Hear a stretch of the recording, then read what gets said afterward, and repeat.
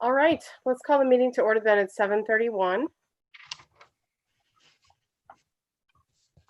And we'll start with citizen comment. Natalie, did you receive any ahead of time? No, I didn't. Okay. If anyone is listening in and wants to speak during citizen comment, now is the time.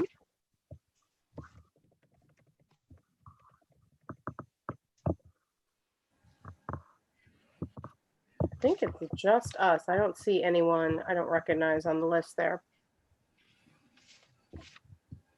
Does anyone know if somebody was on, if somebody was calling in as opposed to on the Zoom, does that show up in the list on Zoom or no?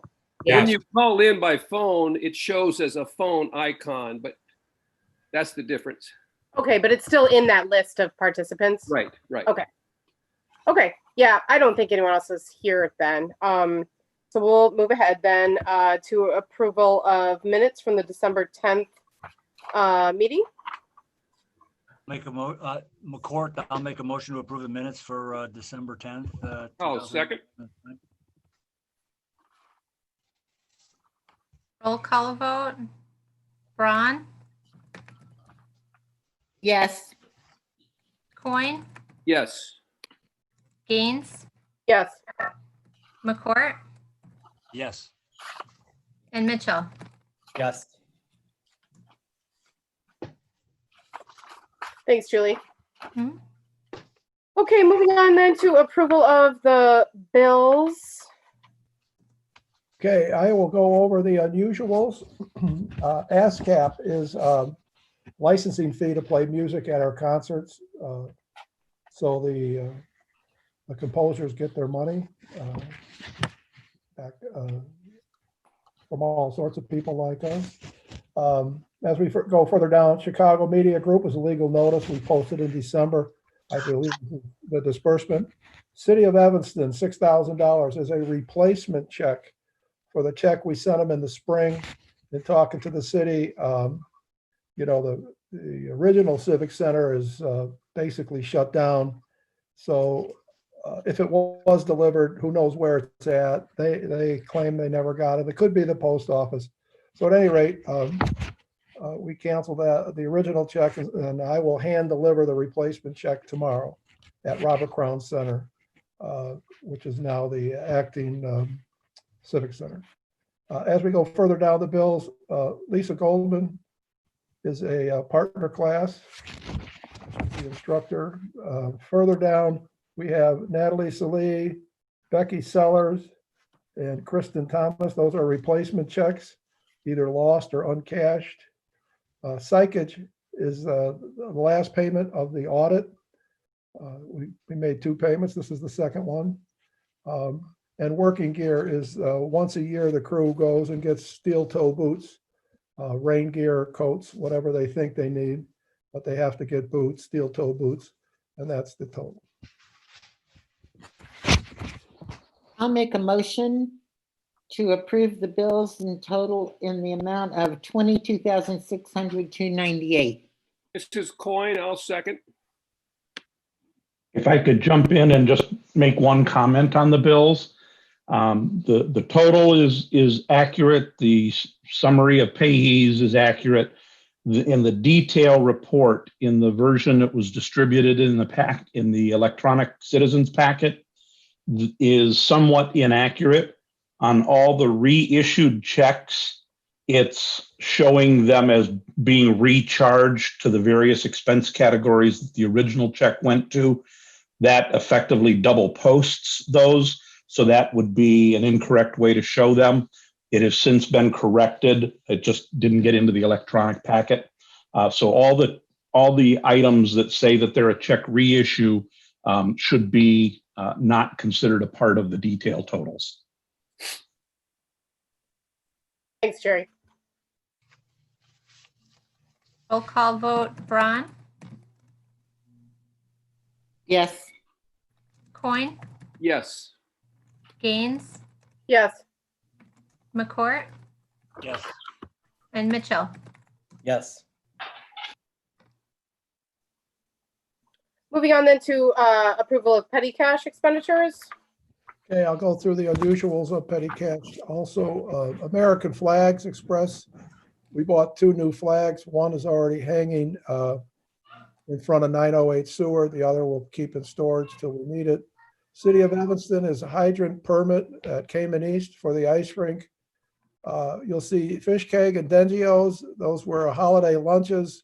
It's all one day. They were gift cards because we can't meet in person. So we bought everybody a $20 gift card and had a brief conversation, and everybody went their own way. Evanston Post Office stamps. Home Depot, we bought poinsettias, artificial, fake. So we'll have them next year. Pretty dang nice if you haven't seen them. So we bought those for the building. MailChimp, emails over 2,000, and Zoom for meetings.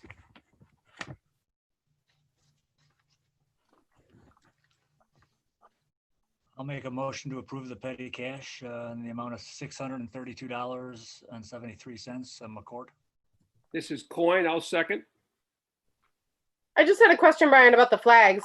Is that like just a normal replacement of flags that were not in great shape, or were Yeah. those additional? We buy the nylon flags, so they take the weather pretty good, but they fade. Hmm.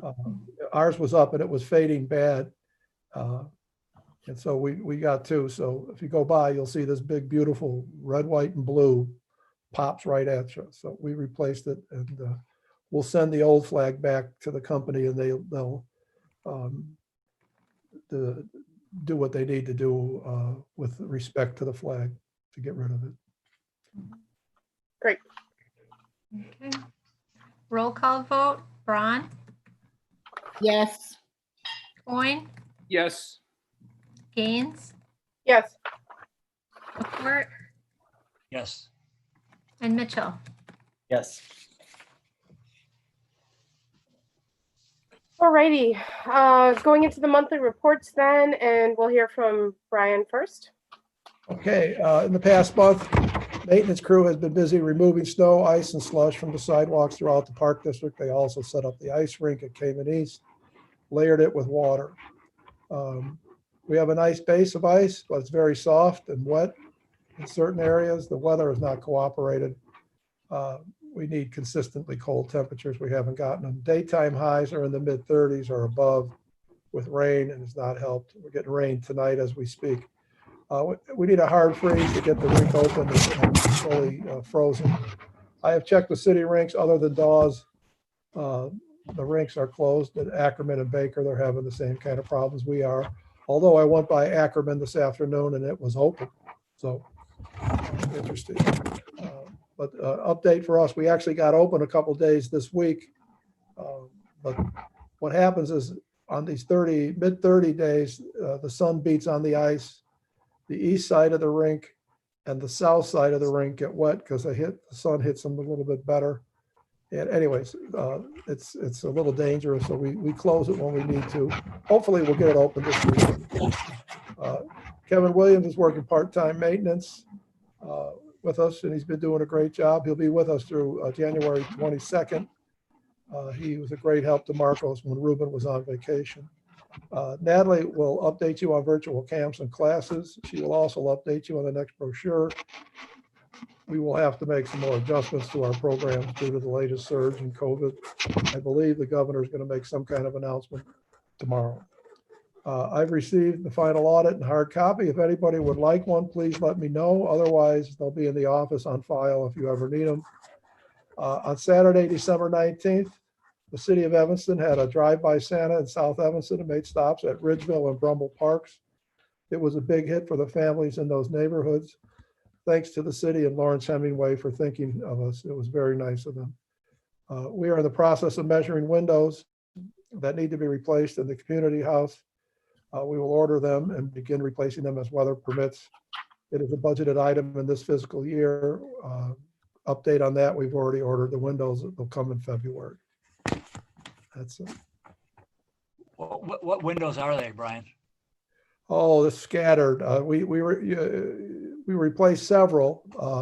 There'll be one leaving the building on the first floor. There'll be a few upstairs, and then on the north side, front of the building. There's several, you'll see the storm windows that are there. That's ancient stuff. There's 3 in the front that we're going to replace. So it's a total of 7, I believe. Thanks. And Brian, you just are picking the ones that are in the worst shape as opposed to doing them all, or? We've done several windows over the last 5-6 years. Oh, okay. So this is like the last group of windows to do. Okay. Thank you, Brian. You're welcome. We'll go to Jerry's report next. Okay, mine's pretty short this month. I don't have any of the monthly reports. I hit a snag when trying to post the books with the payroll reports not being inclusive of all of the pay periods in December. And we couldn't get that done in time to make the electronic citizens packet distribution deadline. Everything's posted, everything's ready to go. It just couldn't get distributed in time for the meeting to everybody. So we can talk about any of that if you want to. Otherwise, I'll just include it in next month's report.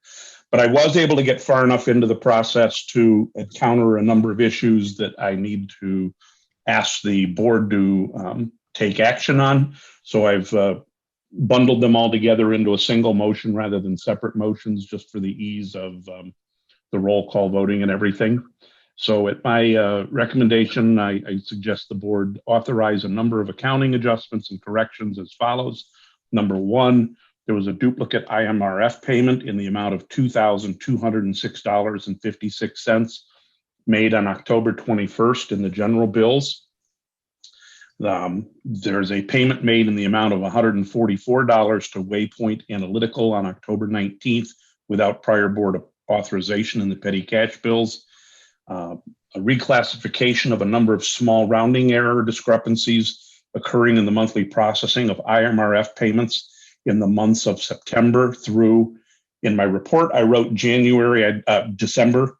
I'd like to amend that at the meeting here and extend that through January, totaling, instead of 8 cents as given in my report, totaling 11 cents in the IMRF accounts. Payable in the account IMRF accounts payable account for employee contributions that should have instead been approved by the board as payments to the appropriations account for the employer paid retirement expenses in the general bills. And then the 4th item is that the payment made to Nicor Gas in the amount of $152.03 on November 18th, 2020, without prior board approval in the general bills. I noted in the report that the further description and information is that in the first item, the IMRF payment was duplicated in the transition from Jessica to Abby. It was somewhat intentional to make sure we didn't end up short in our account, and that money has been drawn down in the payment of the January bills. So this approval is just recognizing the timing of the issues and allows me to make the necessary accounting entries to clear out the outstanding item that arose from that. Item number 2, I don't know that as I wrote my report, there was still some additional research going on. In any case, we need to recognize that the expense occurred. If we want to apply for and get a refund because we don't think we owe it, that can be done. But to get rid of the outstanding entry, I'm asking that we recognize that the item has occurred and get board approval. On item number 3, there was just in the transition from Jessica to Abby, a little training issue that didn't get transferred across, that the way the payroll system handles the calculation for IMRF and the way the IMRF system handles it, there's these penny rounding differences that crop up rather frequently, and they just needed to be shoved over to the expense account, not the accounts payable account. So with the training issue resolved there, we shouldn't see more of these, but I need the adjustment to clear out the ones that have accumulated over the last few months. And then the last item is because either the post office lost it and we never got it, or it arrived and we somehow lost it in the office somewhere, but we were electronically debited for a bill that never made it onto the bills report.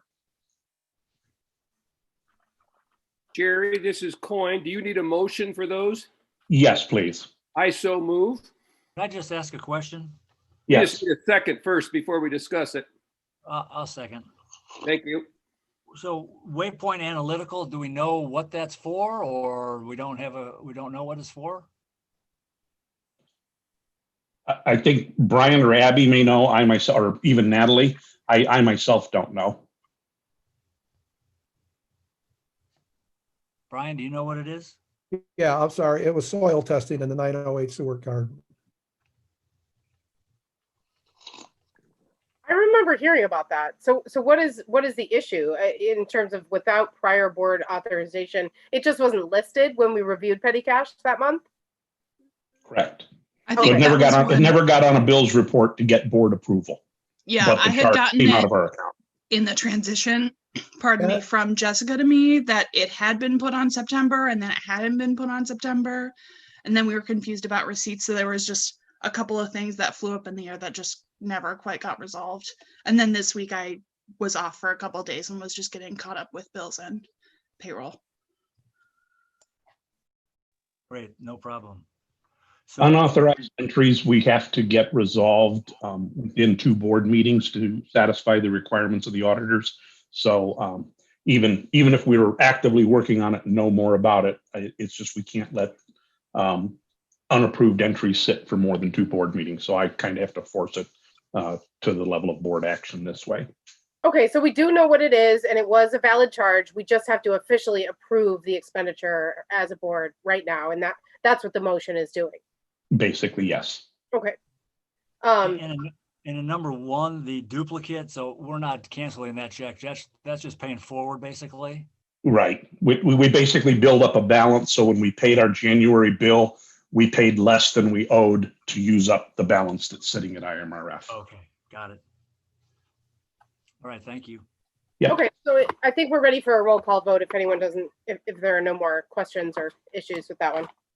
Does Julie have this in front of her so she knows what the motion is? I do. I copied and pasted it right into the minutes. All right, thank Okay. you. Julie, just on item number 3, Mhm. modify it to be January and 11 cents instead of 8 cents.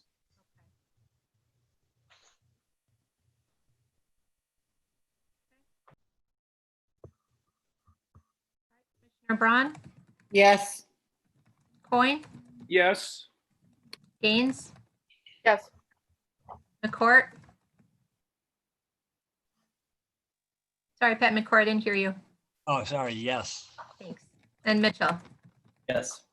Mhm. Thanks, Gary. We will go to Natalie next for her monthly report. All right. Hi, everyone. Hello, Natalie. Hi. Okay, so we had a winter break camp. We offered 2 online winter break camps, Creative Arts with JC Herman and a new Pokemon camp with Maria Guringer. The Pokemon camp is the only one that ran. We had 4 to 8 kids enrolled for each day of the 6 days of camp. Ms. Guringer is a new camp director at Ridgeville, and she did a fantastic job. There were some growing pains in the beginning, but she and the kids have developed a super cool program that we're actually going to be offering as an after-school program this winter and spring. Studio 908 winter session is set to begin on January 17th. Brian mentioned, so we're still currently in the tier 3 mitigations, resurgence mitigations, but it looks like the governor is going to roll that back to tier 2 sometime midweek next week, which is great news for our in-studio classes. So all of the online classes and outdoor classes will start on time on January 17th. The in-studio classes we're pushing back a week. I had reserved 2 extra weeks at the end of this session in case we needed to postpone. So it was no problem to push that back. So we'll get the in-studio classes started January 24th. And then we're off to the races with those. And we have pretty solid registration for winter. I was surprised, but we've got quite a few kids and adults signed up for programs. I'm finishing up the spring summer brochure right now with Sarin. It's looking really good. It should be in homes by the second week of February. We typically do a 20-page brochure for the spring summer brochure and a 12-page for the fall winter because it's not including the summer camps. Because we're short on content and there's not a whole lot for me to put in 20 pages, I was able to do a 12-page brochure for the spring and summer, which is great because that saved us a little bit of money. So the brochure is looking great. Everything that needs to be in it is in it. And I'm excited for everyone to see it. And then finally, we have welcomed a new marketing and outreach assistant. His name is Kyron Saxton. He's going to be working closely with me. We're spending a couple weeks kind of onboarding him with Ridgeville Park District and who we are and what we do and our programming. I was hoping he would be able to join us tonight, but he was not. So I think he's going to plan to come to next month's meeting so he can meet everybody and say hello. But he's really great. He has a lot of experience in marketing as well as outreach. He is actually studying community development in grad school currently. So he lives in Evanston. He's got a lot to offer and I'm really excited to have him with us. And that's all I got. A question? Yeah. So does he come into the office or? He's working, he's working 10 to 15 hours a week, depending on what he needs. He's not coming into the office. So he and I are meeting every Monday and Thursday for Zoom check-ins and meetings. Right now, I have him researching some other park districts, social media and websites to get kind of a handle on what other park districts are doing in terms of marketing. He's going to come to some Ready meetings so he can catch up with the work that we're doing there. And then once he has a good handle on, Ridgeville and who we are and what we do, he's going to start helping me create some content for our marketing and continue to develop partnerships in Evanston, which is what I'm really excited about. So right now he's meeting with me twice a week and we're just kind of filling in the blanks for him in terms of what we do. Great, Cool. thank you. Mm-hmm. Thanks, Natalie. Yep. Any other questions for her? All righty. Did you say mid-February? That's when the brochure will be done and arriving to people? Yeah, we're gonna sign off tomorrow, hopefully. We're almost done. And then it'll go to the printer and it takes a couple weeks to get all of that set up. So should be mailed and in homes by the second week of February. Cool. All righty. Moving on, we are going to hear from JC Herman. Hey, JC. There. Okay, so we had to postpone our meeting until January 21st, which is next week.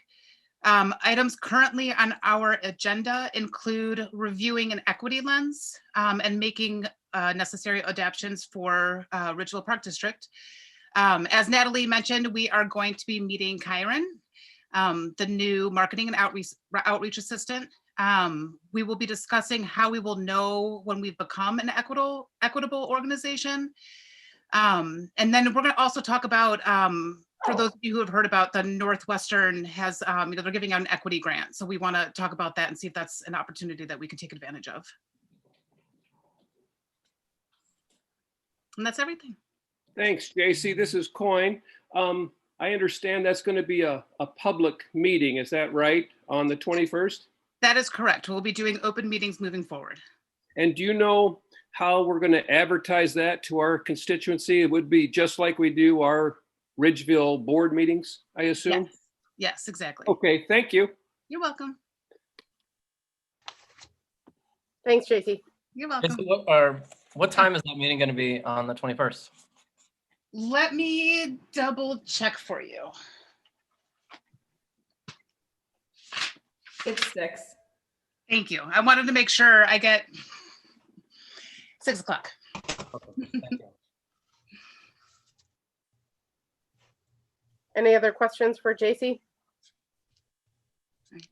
Okay, thanks. Thank you. Moving on then to the old business section of our agenda. We have a number of things that have been on the agenda for months because most of them have been deemed previously to be non-essential business that will postpone probably. So just going through these as we usually do, we have discussed amendments to the general ordinance of the Ridgeville Park District, section 6.14 and 6.21. Mitchell, was there something you wanted to discuss on this one tonight? No, nothing has changed on my end since the last meeting. I would be willing to move forward to a vote on this. It's the consensus of the board has been to pass it. So assuming that hasn't changed, I would move to table it unless anybody is interested in voting on it tonight. Okay, technically speaking, did you want to discuss whether we're voting or tabling then, or do you want to go ahead with one or the other? I mean, if I would suggest That's- we table it until, All right. spring. Okay, Pat, are you moving to table then, or are you, Oh, I Matt? thought Matt did that. I'm sorry. I move to table the discussion on the amendment to the general ordinance. I'll second it. Okay, and then Julie, if you would roll call the vote to table that agenda item, please. On, Yes, Coin, No, Gaines, Yes. McCourt. McCourt, Yes. thank you. Mitchell, Yes. Thanks, Julie. So, Martha, I'm sorry I didn't speak up earlier. I don't think we need to move to table it. We can just, the commissioners can just move on to the next item. Okay. I think I've seen it done both ways, and I wasn't quite sure what was correct. So, Right, I don't, if nobody's calling for a vote on it, then we can just move to the next item. okay. With that in mind, we'll move on to the next item. Discuss update on policies inspired by the IEPD self-assessment. This was yours as well, Mitchell. So I'm happy to pass on this for the same reason. Okay. So we'll pass over this item, and if that's all right with everybody, instead of taking a roll call vote on tabling. So there's no issues from anyone on that one? Okay, moving on to discuss addition of skate equipment to Ridgeville Park Court.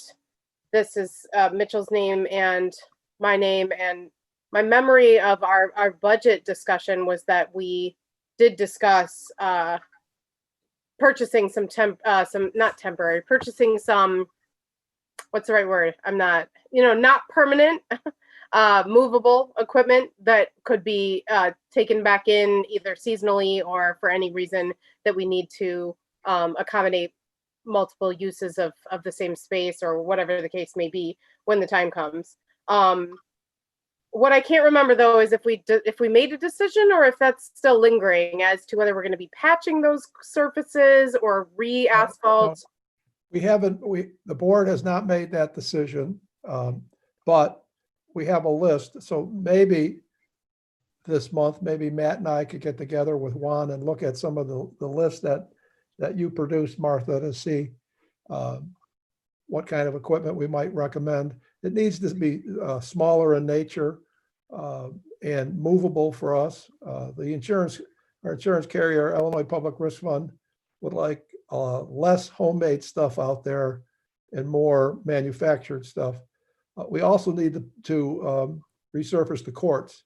So I'm going to put that out to bid. Hopefully have it to you the latest March, but hopefully this is dreaming, but hopefully February. But I don't think that's going to happen. And then we can, over the next month and a half, 2 months, we can discuss the usage of the area, because we're going to have to close it to resurface it. There's talk about concrete down the road and all that kind of stuff. So there's minor decisions to be made, but my suggestion would be to come up with a list of equipment within a reasonable budget, put the courts out to bid to be resurfaced. And then when we do resurface that court, it will be closed. Take the movable equipment off, resurface, put it back on. So that's our calendar. And then when the court's going to be resurfaced is probably May. That would be ideal for me, but the latest June. Okay. Because of the budget. And when you say you would put it out to bid and have numbers for us, are you talking just asphalt, or are you gonna sort of have options for us to compare concrete with asphalt? I don't know if we were considering for any reason doing one concrete, one asphalt, or if it's sort of a given that there's. We don't have money in the budget for concrete. That's $30,000 to $40,000. Yeah. We have about $23,000, $24,000 to resurface the courts. And that would be the skate court, the skate area, the basketball court at Ridgeville, and the basketball court at Cayman West, I'm sorry. So it'd be 3 courts. And Brian, can I just chime in? It seemed to me that we've discussed the possibility of holding off on servicing that court if we're going to do any future improvements in the near future. Right. So I think that's part of the discussion. So that doesn't affect my bid. You would just, I need to get it out to bid. You would just say, we're not going to do that court. Yeah. Save that money. That's a board decision to be made soon, relatively soon. But I need to get it out to bid. I need numbers back and a company chosen. If we wanted to hold off on resurfacing, given the possibility that we may choose to resurface with something different in the near future, can we get by with patching that? I think we talked about that. I mean, would it be considered usable and safe with more patching, or can we not really get away with more time that way? Well, they're cracks. So I would have to talk to somebody in the field. They're going to patch the cracks before they paint it with the correct surface paint. Remember, the other issue here is we need that court for camps. If COVID's over, we've got 50, 60 kids at 908 Seward throughout the day in various camps, and that's used for 2 square, 4 square meetings, kickball, you name it. So at any rate, that's where that sits. But I would have to talk to a expert, the manufacturers, the repair people, to see if we could just do cracks only. I don't know the answer to that question. By the way, the city has done a court at Main Street and McDaniel, right before the bridge. If you're heading to Dingios, by the way, you can't miss it. It's on your right if you're going down Main Street. It's beautiful. So I'm going to talk to Lawrence, see who did that court. Again, our surface is old. It's going to crack again. It's not going to be a 10-year resurfacing job. It's going to crack again. It's asphalt from years and years and years back, previous to me. So that's old. Okay. I know we've established that concrete is more expensive, and I think we've also established that concrete lasts longer. So from that view, you kind of might get more bang for your buck because of how much longer it lasts. But what I'm not clear on is if there's a preferred surface for basketball versus a preferred surface for skateboarding. Is there one that sort of serves multi-purpose better than another, or do they both work? In which case, why would we go for something more expensive? So, we don't have to go into all of that right now, but I think some of those questions need to be answered before we make final decisions there. I can answer a little bit quickly. Concrete's not a good idea for hoops. Concrete's a great idea. Certain concrete is a great idea for skating. That's your difference. They're both very hard surfaces, but concrete and hoops, bad on the legs, very bad on the legs. Can I just make a comment? I think, and I'm not an expert on this, but I think one of the reasons concrete is normally used is because many times there's concrete ramps So, the concrete is formed into the skate park, basically. Yeah, that's a good point. That's generally why it's concrete. And I would prefer, just as an opinion, that we do the blacktop on all three. So we've got some consistency. We fix what needs to be fixed on the court that could be used for some equipment. And, I can't imagine that we do. I mean, roads are done with asphalt. Highways sometimes are done with concrete. They do last longer. But I think for our purposes, long-term, or long-term, we're going to want asphalt. Right. Because it just makes more sense. So. Yeah. I And think long-term, and long-term. choice makes it easier for you, Brian, to get an estimate and get the bulk price basically is doing 3 as opposed to 2. Yeah, I Well- mean, what's interesting about that is that I was kind of trying to get at whether there was something inherent to concrete that was beneficial or necessary for skateboarding, as opposed to it maybe just being a slight preference or what. And you might be right. I can't speak authoritatively at all on this, but you might be right, Pat, that because a skate park that's of a much larger scale than what we're talking about is sort of made of concrete that's continuous, where the surface plus the pieces that go up, the ramps, etc., that's all concrete in order to sort of make it, all one piece, so to speak.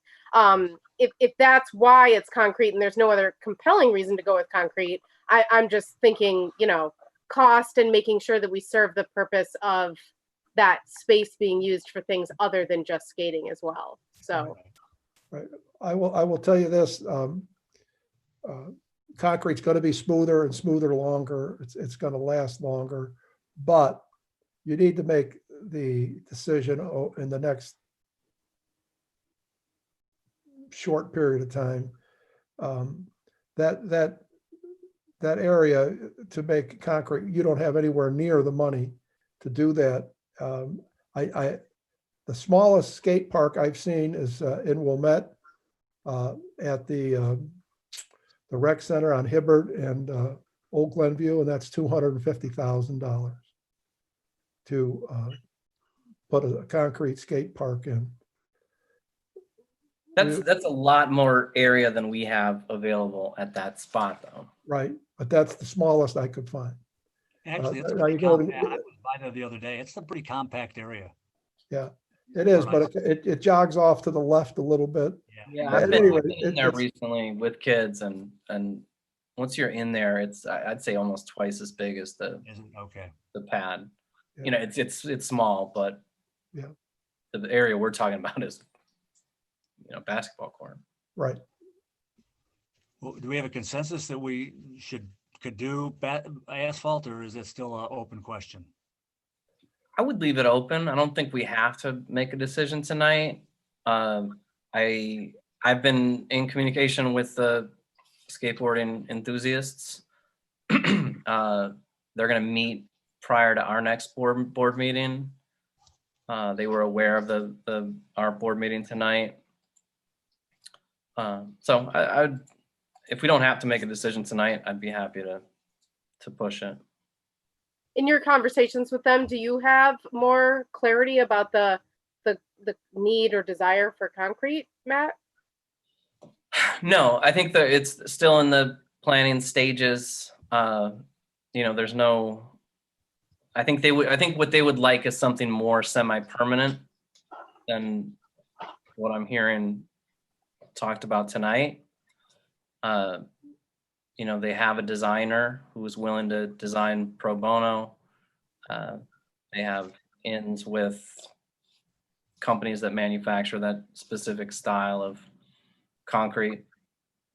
But I think what they're anticipating is the next steps of reaching out to the community, reaching out to the neighbors. Okay. Yeah, I mean, speaking of reaching out to the community and the neighbors, anything, I don't totally know what semi-permanent means, because to me, a skate park is either permanent, until it's demolished, or it's what we've talked about, which is pieces that you can buy, and Ruben and Marcos can assemble those for us. And, pieces of a scale that either seasonally or for whatever reason, we can move them. We can put them back inside, or we can just move them out of the way. You know, it would be the pieces that I was looking at that I showed to Brian. These would be of a higher quality, longer lasting, and more towards, you know, not professional, I don't know the right word to use, more towards, you know, real skate equipment as opposed to homemade. But it would still be, you know, semi-permanent, as you say, where there would sort of be a season for it and then it put away or whatever. So yeah, I don't know. I mean, as to the question of whether we leave it open, sure. If there's going to be new information that we're going to consider, then definitely leave it open and we can discuss further. But it sounds like we do need to make a decision kind of soon. And there's, you know, some major cost considerations. And then also, I mean, if I haven't already been clear, I just am trying to figure out what the benefits to doing concrete are, given that it's so much more expensive. What are we actually getting in exchange for that, or what needs are we fulfilling? And I don't feel like I have an answer to that question right now. So we could talk about that later when we hear more from the skate people, I guess. They will have answers for you. Can I make the suggestion, and I don't want to put Mick on the spot, but he lives, what, 3-4 houses down from that skate area? How's the noise? What do you hear from the neighbors? Obviously I haven't been there that long, since March, but noise was never an issue for me. I'm a few houses away. I was also working on my house all summer, so I was probably making more noise than they were. But to be honest, what I saw most when I was over there was it was like a great community thing, to be honest. All different ages, all walks of life were using that skate equipment. And I thought it was a great thing to have there. I really do see a need for it. You had really good skaters sharing the equipment with little kids on scooters with no complaints from anybody. Different races, different diversity, everybody was using it. It was pretty cool. And so to answer your question, no, I haven't heard of any of my neighbors complaining about the noise. And you know, if they did, I think the benefits of living close to that park far outweigh the few cons of a couple skateboarding noises during the day. And if they have a problem with the noise, they can move somewhere else. But no, I think it's a great thing. I've talked to Matt about this outside of, you know, because I'm not officially here yet. I've told him I'd love to be a part of it, of helping out. So I think it's a good thing. Hey, Mick, this is Coyne. I just want to say thank you for that observation. I also live nearby, and we walk our dog, my wife and I, there quite a bit.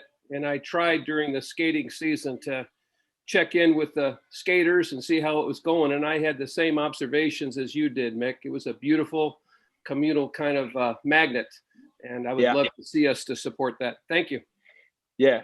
You know, and I, being the builder that I am, I would always look at the equipment they were using. And definitely at times I saw where the boards and Ridgeville's concern would be with that homemade equipment. I definitely think there are safer and better alternatives, especially, I don't know the full ramifications of insurance, and if somebody were to get injured on it, if it's private equipment on park property. I'm not knowledgeable on that yet. I'm assuming there could be some liability. So I'm in agreement with not allowing that homemade equipment to be there. But I do think it would be a great way for Ridgeville to support the community, to put some equipment out there that people could use, whether it be permanent or semi-permanent, either way.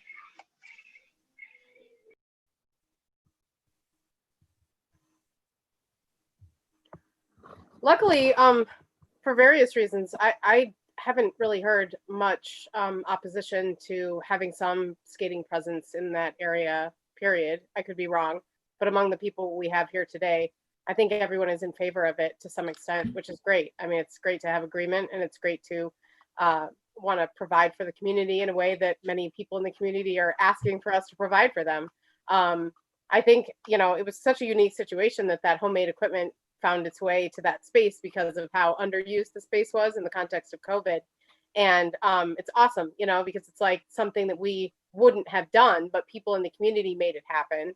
And that's just not sustainable though. And they know that, everybody knows that, you know, the homemade equipment is not, it never was supposed to be permanent. The best outcome is that it leads to all of us discussing the possibility that we put something there that actually is designed to stay for longer, provide more use, be officially approved, all of that. So, you know, it's really about the decisions being made as to what specifically is going to end up in that space. And while I love the idea of a designer who's going to, you know, give their time and expertise for free to the group and to the community, that's great. We might even, you know, eventually see that come to pass. But it sounds like the kind of thing that is suited for a larger area. And right now we just don't have that. I wish we did. But we have to be realistic about what can actually work in that amount of space that's there. It might even be able to be more than what was there from the homemade equipment. So that's great. It's moving in the right direction of offering more skating options to the community. But you know, in terms of the space, we can't make it what it's not. It is what it is, and it's not what it's not. So I'm excited to see us purchase some of those options that I showed to Brian, if that does in fact end up being, you know, the best way to move forward with some skating stuff there. So Matt, if you're going to speak to the group that was interested originally, you know, some more, I think that's great. I also think we have to start moving in the direction of officially engaging the community as a whole. And Brian, maybe you can give us some guidance on that. I know in the past when we've talked about making, you know, serious or permanent changes to the usage of a space, you know, we have to make sure everybody knows about it, has their opportunity to come and talk. And, you know, it's really kind of a minimum step that we have to take before we can make any changes. Do you feel like that kind of community engagement process needs to happen, even if what we're buying is not installed permanently? And if so, when would we do that? Well, that's a great question. You would probably do that in March. Reach out to the community and involve them in the meeting. I would say next month we listen to the skating group that was heavily involved this summer, and then get the community involved. We did have complaints. I mean, it was not. It was a wonderful thing if you watched it go on, but we did have complaints of noise, and a lot of that came from the homemade equipment. But I would say you would do that in March. I move along and go ahead and put this out to bid. You can always cancel one court. You can always change your mind. The bid just gives us numbers, and then you can accept them or reject them at some point in time. But it was not perfect on from the neighbor's standpoint. It was not perfect. It wasn't even close to perfect. But that's why they have to be involved. And I would say that would be a March in the March meeting. And could we try to set that up, you know, virtually? Maybe have a special meeting so that it's outside of the board meeting and have it just be an opportunity for people. We could, and we would flyer the neighborhood and then go from there. Sure. I don't know if it makes sense maybe to have that group of people who are involved in the homemade equipment and others who have, you know, shown interest in being part of that skate community, if they were interested in maybe being part of that process, so that they're there to sort of help answer questions and stuff like that. Do you want to talk to them, Matt, and see how they feel about that? Sure. I can say that they are absolutely interested in having that community conversation. Okay. And then maybe, I mean, I'm assuming this would need to be an open meeting and we can publicize it like we always do. So, you know, all of the parties who are involved in participating in that could be part of the planning process. Brian, is that something that the board needs to attend sort of as a whole, or is it sort of like whoever wants to come can? Because as long as we have it as an open meeting, we can have a quorum or more there, right? Well, if it's posted as an open meeting, then anybody can come you know, I would assume the board would attend Mhm. that meeting. But to gather information, I don't think we, you know, from our skating experts, our local skating experts, the people who used it the most last summer, the young teenagers, young college kids, I think that's kind of an informal, the way I see it would be informal, Matt Mitchell, myself, Juan, gathering information, Matt more than me. But if you want to, you could do anything you want. I mean, we could have special meetings, different meetings for both of those areas, for the skate equipment, and then for the neighbors to vent their feelings on skating at South Boulevard and Elmwood. Yeah, I guess I was trying to kind of brainstorm on whether those should be two separate meetings or whether that would sort of all be achieved in one large group. And I don't, you know, I don't have a feeling on it myself. I'm just trying to kind of. I don't think that could be in the same meeting, because you're making the assumption you're going to buy equipment and then you're asking people about skating in the park. Yeah, I see. Positively or negatively. I guess I just meant that if the skating people are there, they are sort of, it's like everybody who's interested in the skating situation, either because they have questions or because they want to say they're totally against it, you know, a community member who may say, don't do this. I just feel like if everybody's in the room at the same time, discussing it and, you know, engaging the community, that could serve a purpose. But I totally agree with you that if the purpose of meeting with the skating people is to say, what do you think about this equipment and blah, blah, blah, that does seem like we're further down the road than, I don't know. Sure. Sure. I think there is a little chicken and the egg, though, of without being able to tell the community what we're proposing, it's hard to gauge their reaction. And you don't want to get ahead of ourselves on a proposal without talking to the community. Yeah. So which goes first then, the chicken or the egg? So what I think we should do is have an idea of what we as a board and skateboard enthusiasts as a group can envision. And if we can all get on the same page, that's great. If not, we'll have to sort that out. So I think for me, having a more concrete proposal from us as the board and from the skateboarders, then by the time we get to a March meeting, we'll have a better sense of the scope of the conversation. Matt, Bill, there was no pun intended in that concrete step, was there? Brian, have you talked to Matt or anybody else about those particular pieces of equipment that I showed to you? No. Okay, so maybe that's a good next step, is that those suggested items and then just the company that makes them, so that they can look at what else is offered. Because Matt, when I was looking at pieces of equipment and I talked to Brian about it as options that we might end up buying, my loose goal was, let's see how many pieces of equipment we can accommodate on that square footage, such that everything is usable. It's not dangerously close to one another. Nothing so big that it becomes, you know, unmanageably cumbersome to get it out there and take it back in.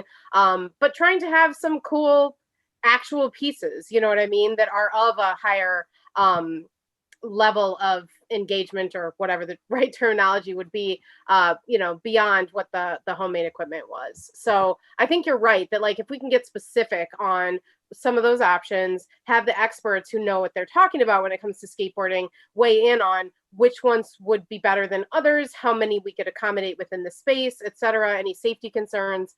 And then there's something specific to propose to the community. We also know cost. And we don't want to wait too long to purchase that equipment if we are going to be doing it, because as soon as the weather's great, it would be nice to have those things out there. Obviously, we have some resurfacing to do and weather, but there should be no other delay if we are in fact moving forward with that stuff. So, and Matt, I can send you those things too that I sent to Brian. That'd be great. And I'll pass it on to them. They have an email chain, and they meet. They have a scheduled meeting every month. They haven't met for the last 2 months, and I've been to that a couple times. Brian and Natalie as well. When you No. talk to them, Matt, Well, I'll set something up between you and me and Juan. We can just meet over there. We'll get the information from Martha. And then also then Paul will be in their court if they have other ideas. right, but I'd like the, to see more concrete ideas from them. right. But the thing that tends to happen is there's a discussion and then it grows its own life when the discussion's over and the skateboarders or whatever the topic might be, and then, oh, we're gonna get the skate pad done. We're gonna do this, we're gonna do that. We gotta make sure that it's still in the discussion and planning process, not a done deal. Absolutely. Yeah, and none of us want to waste our time on this. We want- So is the goal to have that information on by the February meeting? Let's do that. What's that? Is the goal to have that information on the equipment and the cost by the February meeting that the skate group is okay with? I think that's a good goal, and that allows us to, tentatively plan to move forward with more, broad community engagement as of March or right after the February meeting. Okay. Okay, so I think we can move on unless anyone else has any other thoughts, ideas, questions. Okay, so then we are on item D of old business, discuss the request for horseshoe pits at parks. This is under Mitchell's name, but I know that Brian has some information, so I don't know which one of you wants to go first on that. I'll go, if that's okay with Matt. Yeah, no, that's all you, Brian. Okay, so over the last month, done a little research. It's in front of you. Apologize, it's not typed. If we were to do a recreational horseshoe court, and I emphasize recreational because it'll be a non-sanctioned court. What that means is, the serious horseshoe players need pads of concrete next to where they release the horseshoe. It gets very expensive. But a recreational court, something that you might see at a forest preserve or in somebody's backyard, we would construct it with two 36-inch by 72-inch pits that are 40 feet apart, and the stakes in the pits are permanent. A backstop would be built 2 feet by 3 feet for safety reasons, so the horseshoes don't, fly and bounce and hurt somebody that's standing nearby. The court would be north-south, like most sport fields, so the sun minimizes the effects of the game. Overhead clearance would need to be 12 feet. Total recommended space 10 feet wide by 50 feet long. And again, I emphasize that it's a recreational court, not a sanctioned court by the National Horseshoe Players Association. So the questions become, where in the district can we build this? Now, number one would be safe. Number two, we have the room. Most of our parks are small.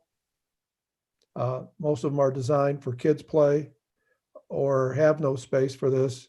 So my recommendation would be Elks Park, south of the gardens, before the open space in the main field of the park, on the flattest ground we can find, because you need flat ground.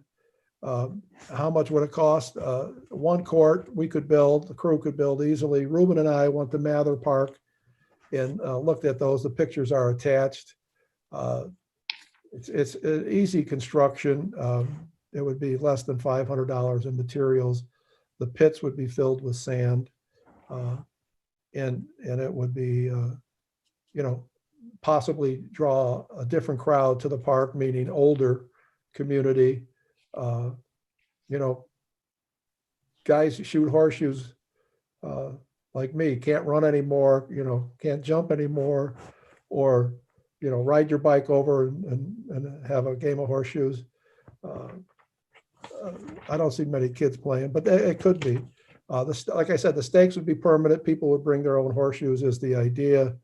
And again, you can see the attached photos, but Elks Park, south of the Gardens, not too far from where we had talked about putting barbecuing a couple months ago. So that's my recommendation. I emailed Joseph Kahn recently, and he's going to go out and take a peek, but he hadn't got to it yet. He's our local horseshoe expert. But I do recommend if you get a chance, just drive down California to Peterson, hang a right, and take a look at the courts. Theirs are beat up pretty bad from usage. While Ruben and I were there, a maintenance man came by in a Chicago Park District truck. We had a nice conversation. I asked him how often they're used, and he said the courts there are used in the summer, mostly on the weekends, mostly when the weather's great. They get players. They don't get crowds, they get players. So it's still a sport that's alive out there. That's awesome, Brian. Thank you so much for the work on it. I don't know. I think it's an exciting, affordable possibility. I agree. I think it's an important thing for a different age group to let them have something in the park. And thanks for the work you did on it, Brian.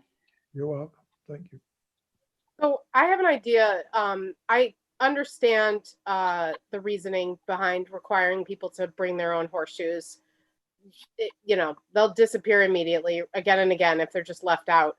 But could we perhaps include a number of sets of horseshoes, commensurate with however many courts we're going to actually do, or courts, pits, whatever you call it, within the equipment that we buy for youth in the parks to help disseminate and provide for people. If it's, if we have one of those blocking boxes at Elks, I don't know if we do, we have them at Reba and other parks, that's equipment that, just like the cost of the pits themselves, is affordable. And, I don't think it's reasonable that everybody is going to procure their own set of horseshoes. It would be cool if we had some sets that, could be used during the hours of youth in the parks. Right. So. That's easily done. It's a great idea. Martha, I had one other idea is we could have a set or two at the community house and just have a little lending library. Like when you leave your driver's license at a bar to get some pool billiard balls, could stop in, pick some up for free, drop them back off. Yeah, I think that's a great idea. We could do it with the driver's license, or we could do it with like a deposit that you just get back entirely when you bring the equipment back, or whatever, even an honor system. And if they just, I don't know what the cost of them is. I don't want to lose too many, but I think that's great. And actually it reminds me of the timing of our brochure.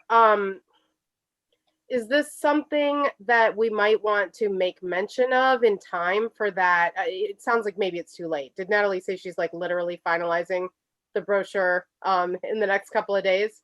Yeah. So that's already been designed. Okay, never mind. But something that we can definitely include in a newsletter upcoming as soon as we know exactly what we're doing and when, so that people can find out about it. Correct.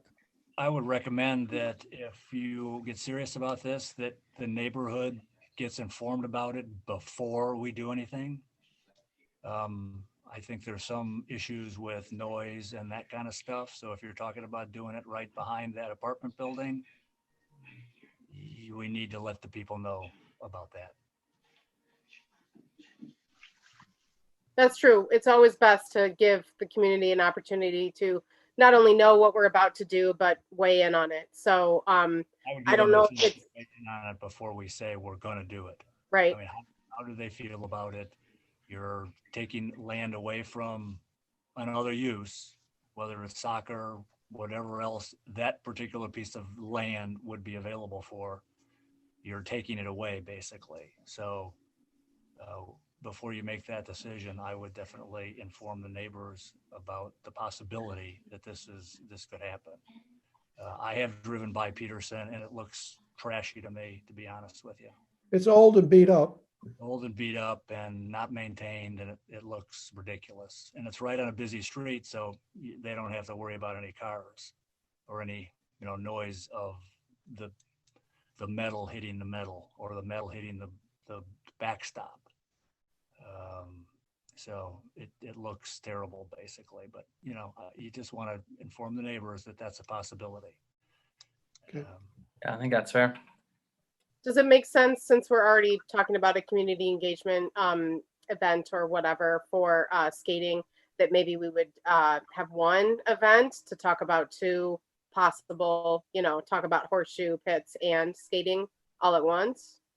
I would do it. No, I would just do Elks Park for the horseshoe, you know. And Pat, are you You're envisioning? on two different locations, so I think it's two different issues. Okay, are you envisioning that there would actually be like a you know, since everything is still virtual, a chance for people to engage virtually over the topic, or are you thinking more like posted notice? I That was thinking flyer the area, basically, you know, flyer Callan, flyer, you know, the streets Local. there with the apartment buildings and the houses, just in that 2 or 3 block area.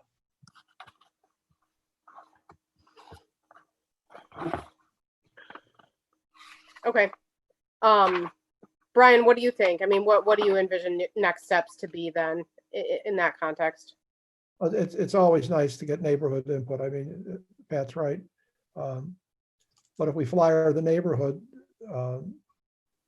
Pat, are you suggesting that we have a meeting and the virtual meeting and they log in, or are we just? Whatever way you want to do it. I mean, you can have them contact you, or do you have? Is there anybody that has any feedback on it? Yeah. We're going to talk about it at the next meeting, or we're going to talk about it in March, or whatever. Right. So that would be the way to go, to have it either incorporated into a regular board meeting or a separate meeting. And Brian, what would the timeline be for construction if we went forward with that? Well, we'd have to have the weather and the frost line gone. So, you know, you're looking at April. But I don't even know if you have to be that fast. You could do it in May easily. Hey, Brian, is it for the courts? Is it just essentially like building fence posts? So you just drop in a few bags of concrete for the backstops, and then same with the posts? Is that how they construct them? No, it's a 2x4s are the perimeter of the pit. The pit's 4 inches deep, filled with sand. The what do you call it? The post,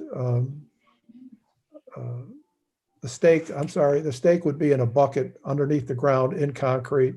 It's got to go on a 30-degree angle. Then behind it, we would sink 2x4s vertically and build 2x8s up to 24 inches or 3 feet as a backstop. So if you go by, it's Mather Park. It does. Pat's right. It looks like heck, but that's from years of usage. Talk to the insurance company. It's not a problem with iParks. So, you know, it would be, you know, some time for the crew, but it's not like an excessively hard job. Yeah, and I would also think with some fresh coats of paint on the backstop and a couple new bags of sand every couple of years, you could probably keep them looking nice. Right, exactly. The backstops are painted green up at Mather Park. They're all beat up. They have turf in some of the pits. They have dirt in other pits. It's not well maintained.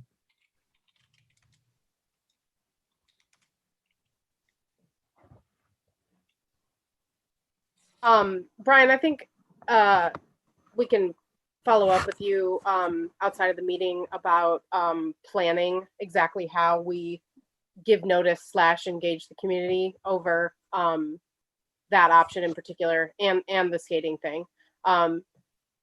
Because I think that we don't necessarily have a very clear procedure in place for how we default to a community engagement process. And so perhaps that's something, I don't know if that ties in, Matt, with anything in the IAPD self-assessment, like if that makes sense in any one particular area of the topics that are covered there, or if this is just, you know, its own thing.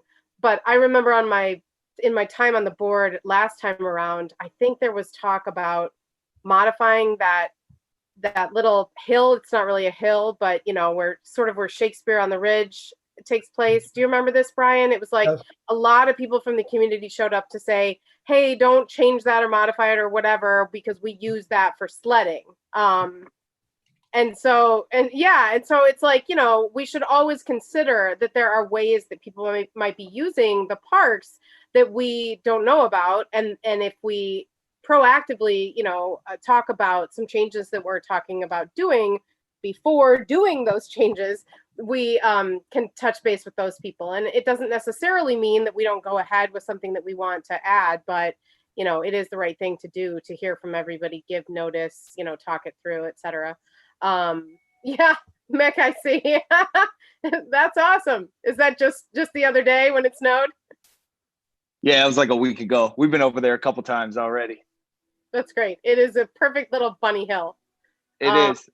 Natalie, I saw you turned your camera on. Were you going to say something?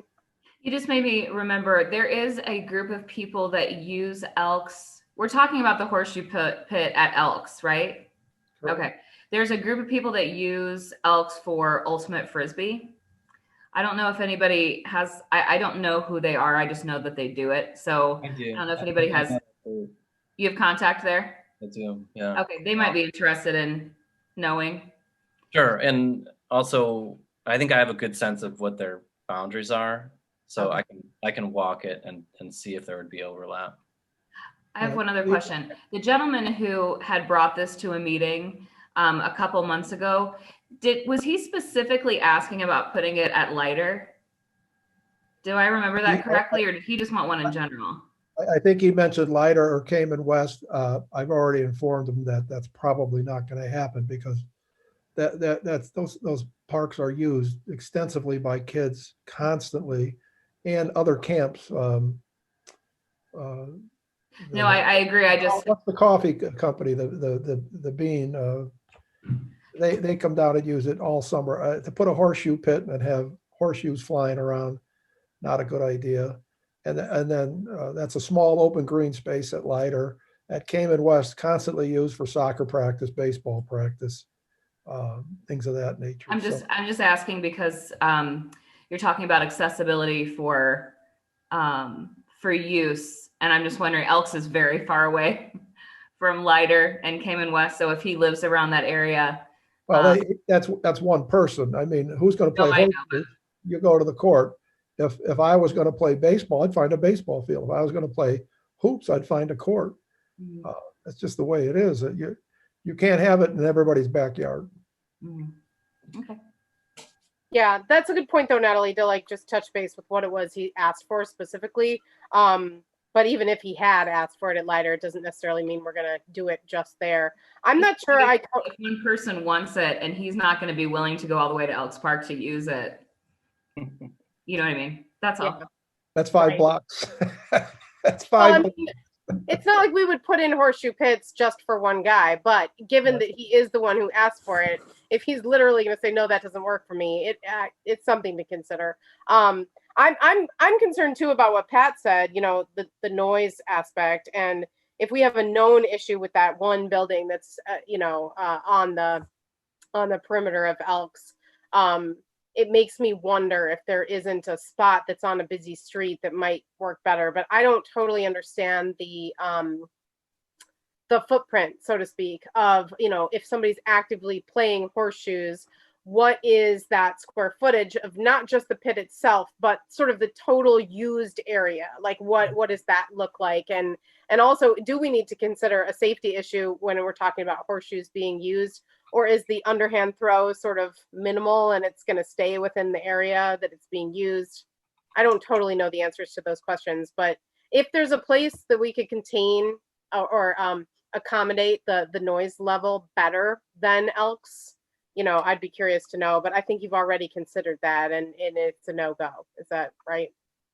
Yeah, the other parks are, you know, I mean, you could start with Lighter, go to Cayman West, Cayman East. There's camps going on. There's things going on. Where I'm talking about is not going to be anywhere near the open space for Ultimate Frisbee or whoever might be in the park. It's further, it's south of the gardens before the open space is the best way I can put it. Okay, But- but but that there- does sound like it's really close to that building. Is that right? Well, there's an alley and then there's land. So, yeah, I mean, we can't tiptoe around the building for the rest of our lives. I mean, it is what it is. But again, I have conversations with Wellington in that building constantly. He's all for activity as long as it's the right activity. So, again, I don't know much about the noise level, so that's a good point. Debbie? I'm really in favor of Elks Park. I think they need it. There's nothing there. I mean, I really think they need it. That's just my, and I can't see that it would be terribly noisy. I mean, first of all, the age group that's probably going to play it isn't going to be there late at night or, but that's just my opinion. We should let the neighbors know, but I think it's a really good thing. I'd like to see it happen there. This is Commissioner Coyne. Alderman Rainey, you turned on your camera. Would you like to speak? You're welcome to. Well, in citizen comments. Or even now, I mean, Mick has been helping. I mean, this is a collaborative conversation, but I'd love your opinion if you're interested.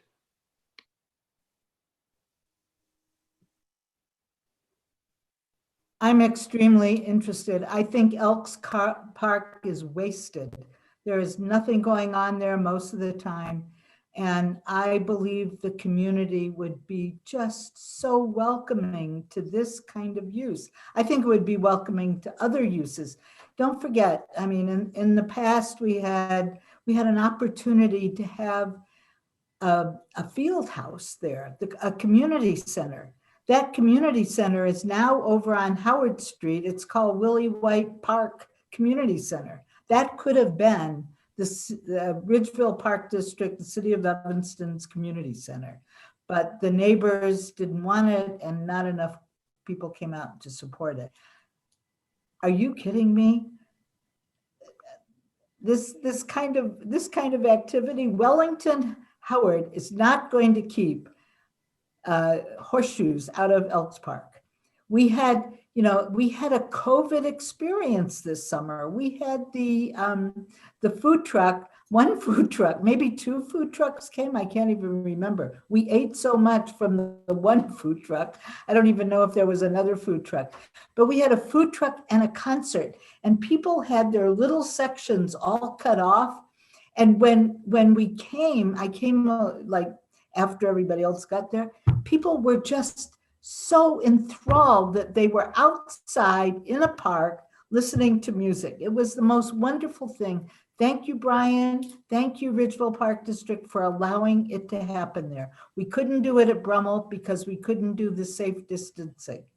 Thank you, Martha. Thank you, Dan Coyne. Thank you, everybody, for letting that happen there. It was so wonderful. I think that was the last really social event I've had in 2020. It was so much fun. The neighbors have grown up over there. Wellington can be talked to. Horseshoes is not going to ruin his life. And as a matter of fact, I'm getting ready to have a neighborhood meeting over there because of another issue, and this could fit perfectly. So. Thanks, Ann.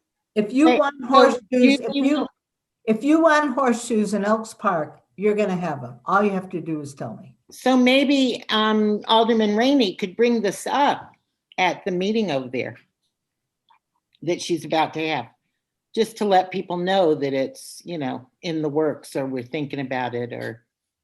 And somebody from Elks Park or from Ridgeville Park could be at the meeting. Sure. Perfect. Absolutely.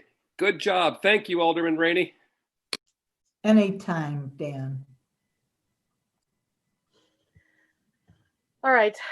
Thank you, Ann, for chiming in. That was really helpful. So it sounds like we do have some next steps about where we'll go regarding horseshoe pits at Elks.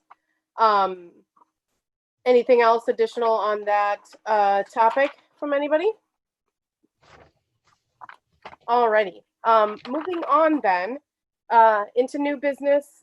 We have discussed feasibility of board member, legal counsel, or administrative officer being physically present at 908 Seward during board meetings. And I think we'll hear from Charles on this first. Yeah, this is not nearly as exciting as horseshoe pitching. So I'll be brief. I don't think there's much to do. I'll make a recommendation and then I think that's it. So the rules that allow us to have the Zoom meetings for our regular monthly meetings also require that there be a determination, either that somebody be present at this regular spot for the board meetings so that somebody could come in, I guess, and watch it there on a computer or something of that nature, or maybe to direct them that they have to go home and look at it on Zoom. It's not really clear what the reasoning is behind that, but those rules require that a member of the board, the chief legal officer, or the chief administrative officer be present at the regular meeting location for each of these meetings, unless it's determined that that's not feasible as a result of the emergency. We really, I know we did discuss that back in July when we started, or maybe it was June when we started having the Zoom meetings, but we've really gotten away from thinking of that. And we need to be doing that to comply with the law. My recommendation would be just that we allow the board president each month to make the determination on whether or not that's feasible. That's all. And then there's a sentence that we'll add to our notices for the meetings that Natalie already has. And we'll add that, and then we'll be in compliance with the law. That's my recommendation. Okay, and what is the timing, Charlie, of when we would decide? Because once we're already meeting virtually, that meeting is happening. So are we, do you recommend? No. You're going to make the decision prior to the meeting. Okay, And, you know, all you have to do is tell Natalie. That's all. okay. And are you, is the assumption then that unless something significantly changes for the better, that we would continue with what we're doing, especially if that's the norm around us, if all the other meetings are continuing virtually? So the word that the statute uses is feasible. Mhm. And there's no legal definition to that word. So I would apply a dictionary definition. I don't think it means possible in any kind of circumstance. I think it means possible, but, you know, we're not going to wear gas masks and, you know, have ultraviolet light over everything so that somebody could be there with no risk of transmission of the virus. So it just has to be feasible. I think right now it's pretty easy to say it's not feasible because the building's not open to the public. So, you know, if that changes, maybe some more thought needs to go into it. Maybe as people start getting vaccinated. Thank You you, know, Charles. Could Martha just do that in writing or a phone call to Natalie once a month to cover our legal backs? Yeah, she just has to call, she just has to let Natalie know, and Natalie has the sentence she can put into the notes for the notice for the meeting. Okay. So the deadline, if there is one, would simply be the same as the rules of the OMA. As long as we make the decision with enough notice to post about our meeting, as we otherwise would, that's kind of when we can make the call, or the latest time we could make that call. Alderman Rainey, did you want to say something? Oh, you're on mute. I think you're misinterpreting the rule. Our mayor, at every single meeting we have, is at City Hall because of this ruling. It is totally possible, unless you're sick in bed, for you to be at Ridgeville Park District. City Hall is closed, but if somebody goes over to City Hall, they can actually get in. We have a guard at the, I don't know that that's the reason for this. You can be there. It is not impossible for you to go over to the Ridgeville Park District building. So I think you're violating the rule. We are, That's a fair point. our mayor is at City Hall every single Zoom meeting we have. He's That's- there by him. He's there by himself. He's there all by himself. Okay, and, That's and you're saying nobody else is even allowed in, but he is there. No. I mean, like there, the cops can go in. I'm sure people go. I mean, Brian, do you ever go into the building? Brian, does he ever go into the building? I mean, is nobody ever in your building? Yeah, I go in every day. The crew goes in every day. All right, so your building is open. You're not the public. You're not the public. You are an elected. Right. The door remains locked. official. Somebody You rings can the go door. in. Yeah. I think your interpretation. I Everything think your Alderman Rainey's interpretation is saying wrong. is a It's not possible- so that. Everything Alderman Rainey's saying is a possible interpretation of the statute. There's no guiding case law on this. It all comes down to what is the meaning of the word feasible. Without any guiding case law, I think it's up to the board to make a determination how they read the word feasible. Yeah. It's certainly within your purview to decide that somebody needs to be there at each meeting. I think you need to make that determination. I think you should be guided in the fact that nobody's going to show up at the board meeting for one of these board meetings. It's not going to happen. Nobody's complained in the last 7-8 months about it. Same with us. People would prefer to do it by Zoom, probably. Right. But There's also it's certainly your logistics. determination of what feasible means. And until the court says you're wrong, I think it's fine to do All that. right. All And right. frankly, if somebody starts complaining about it, Right. we can consider that, make a different determination. Right. I mean, I'm thinking too, if I was going to be at Ridgeville during the meeting, that means that I'm also participating in the meeting from Ridgeville. So I'm bringing my laptop and I'm doing the meeting there. But we would have to decide our what's the purpose of it? What are we achieving by doing that? And are we opening the doors? I agree with you, Charlie, that nobody's probably going to come. But what if they do? Then are we accommodating them? Martha, the Open Meetings Act doesn't apply to anybody in the state legislature. So none of this makes any sense. So just so you know. I think you have to, I'm not sure what they're trying to accomplish. Is it there for somebody who maybe doesn't understand that these meetings are now no longer held in the former meeting location and they're done by Zoom? Or is it the purpose that somebody who wants to participate but doesn't have a cell phone or a Zoom connection has a place where they can go and watch this on Zoom? I don't believe the statute requires that we have audio-visual hookup at that location for it, so I'm not really sure.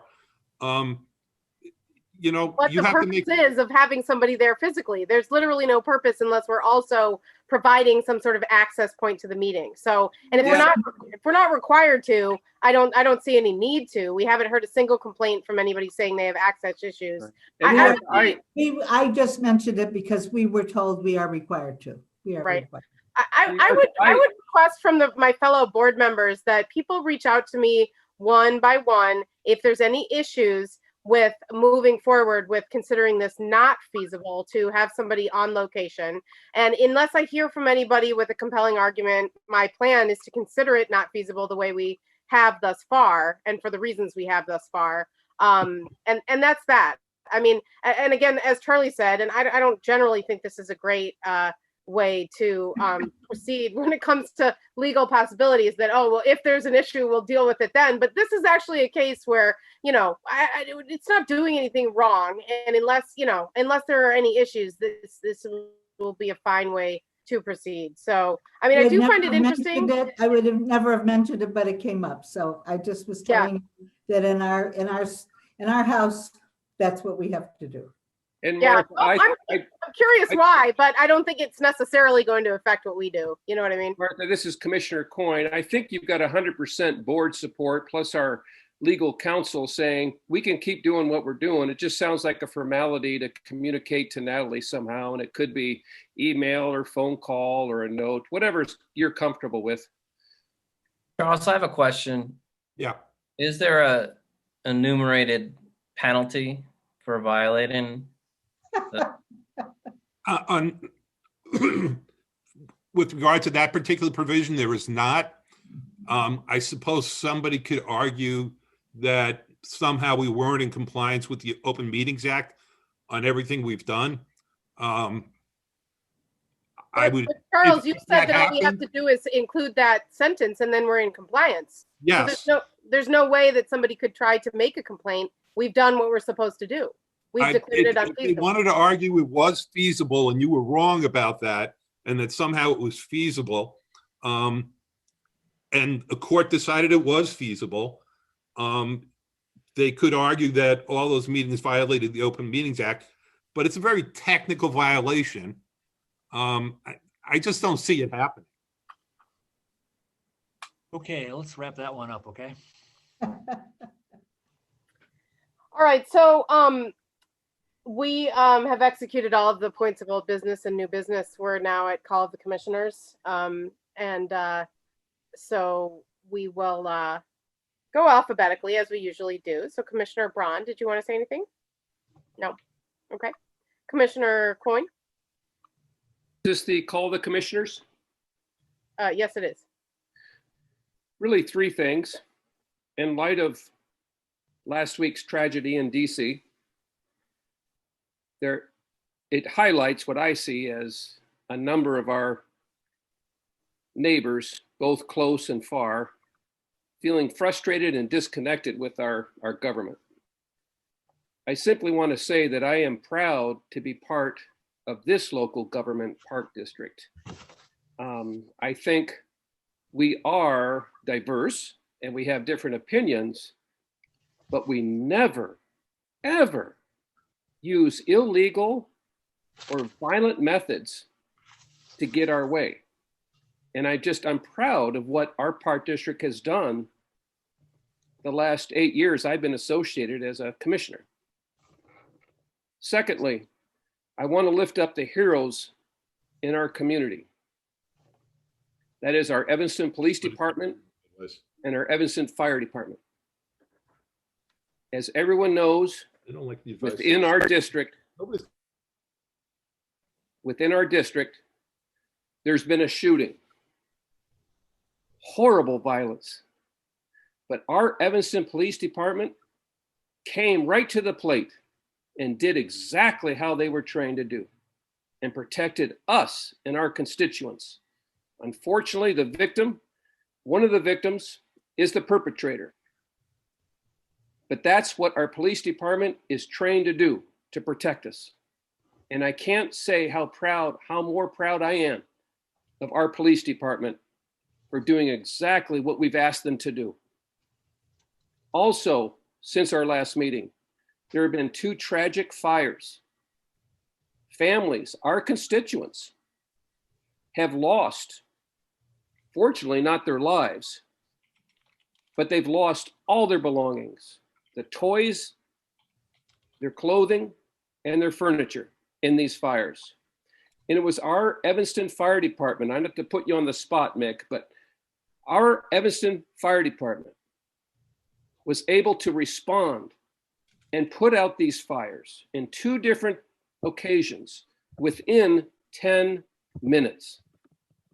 That's phenomenal. And no one got injured. That is phenomenal.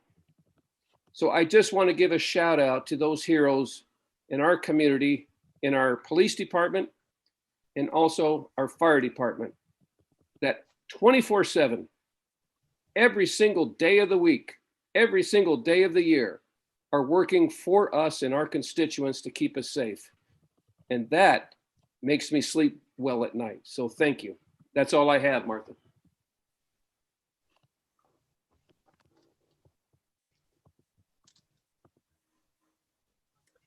Okay, thanks, Dan. So we're going to me next, and Well, I think there's more calls. I was the second call of the commissioners. the second call of the commissioners. But don't we go through all our commissioners to see if they want to say anything? Yeah, I was just calling on myself, and I was Oh. about to say that I had nothing additional to say. And Sorry. then the baton would be passed to Commissioner McCourt, if you'd like to speak. Nothing. No, okay. Commissioner Mitchell? Thank you. Just briefly, my heart goes out to everybody who was affected by the shootings here in the south end of Evanston. A lot of our Ridgeville neighbors and friends, and express our thanks to the police officers who showed up, and fire and paramedics. That's it.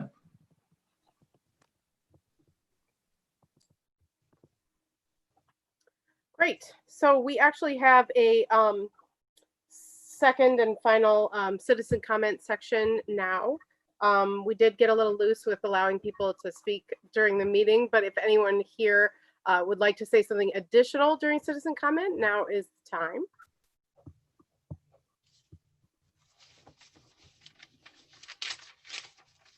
Anybody? Bueller? Okay, so I think we'll I'll entertain a motion to adjourn. I'll make a motion to adjourn, McCourt. Coin seconds. Okay, roll call vote. Ron, Yes. Coin, Yes. Gaines, Yes. McCourt, Yes. and Mitchell. Yes. Thank you. All right. Thank you, everybody. Good night. Thank you, Martha. Thanks. Everybody. Thank you. Bye-bye.